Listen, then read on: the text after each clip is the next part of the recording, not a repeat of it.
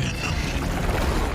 One of Spider-Man's greatest foes hits the screen as an anti-hero in Venom, but you may want to brace yourself. The web-slinger himself is nowhere to be found, and the best description of Venom as a movie may come from the character itself. An armless, legless, faceless thing rolling down the street Like a bird in the wind.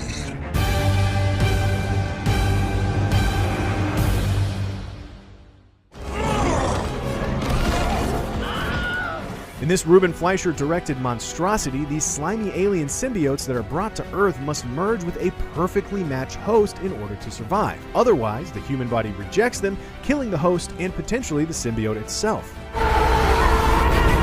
Sadly, Venom similarly rejects everything that might have turned it into a badass joyride in the vein of Deadpool or Guardians of the Galaxy. The result is a muddled hodgepodge that isn't sure whether it wants to be comedic or take its troubled protagonist way too seriously.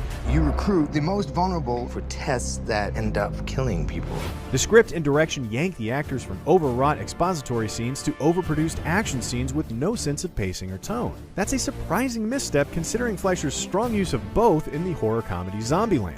On paper, Tom Hardy is the ideal Eddie Brock, confidently embodying the fluid physicality and jittery paranoia of a man being consumed by sentient space goo. Exposure to his oozing extraterrestrial soulmate imbues Eddie with enhanced strength and resilience, but also sticks him with a chatty co-pilot with bad teeth, an insatiable appetite for live prey and/or tater tots, and a surreal desire to fix Eddie's love life. Not so bad yourself, champ. Although he's saddled with some of the clunkiest superhero dialogue since Halle Berry's Catwoman in both his human and monster forms, Hardy at least manages to deliver the movie's few intentional moments of humor as Eddie comes to grips with his talkative body snatcher. Let's bite all the heads off and pile them up in the corner. Why would we do that? The first act is a snooze, but things liven up once Venom shows up and Eddie begins exhibiting some very strange symptoms.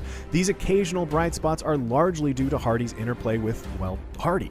This is the second time he starred opposite himself following 2015's underwritten but ambitious Legend, and it's here that he proves himself as an underused talent when it comes to physical comedy. His vocal performance as Venom is an effective blend of menace and obsessive affection for his host, so much so that it's frustrating to imagine what kind of movie we might have gotten if the creative direction matched Hardy's obvious passion for the character. I don't know.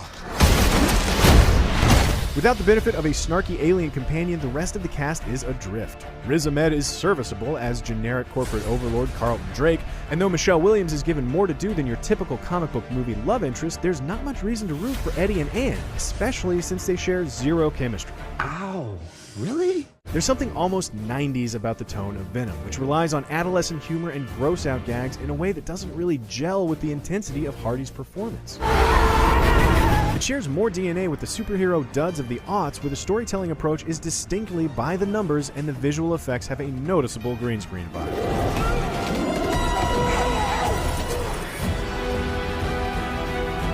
Whether or not you know this character from the comics, the most disappointing part of Venom is all of its untapped potential. Tom Hardy's committed performance can overcome a painful script and indecisive direction, resulting in a film with a personality that's as split as its titular character. There are occasional moments of brilliance in the dynamic between Eddie and his symbiote that give a hint of what Venom could have been in steadier hands, but that only makes the rest of it harder to watch.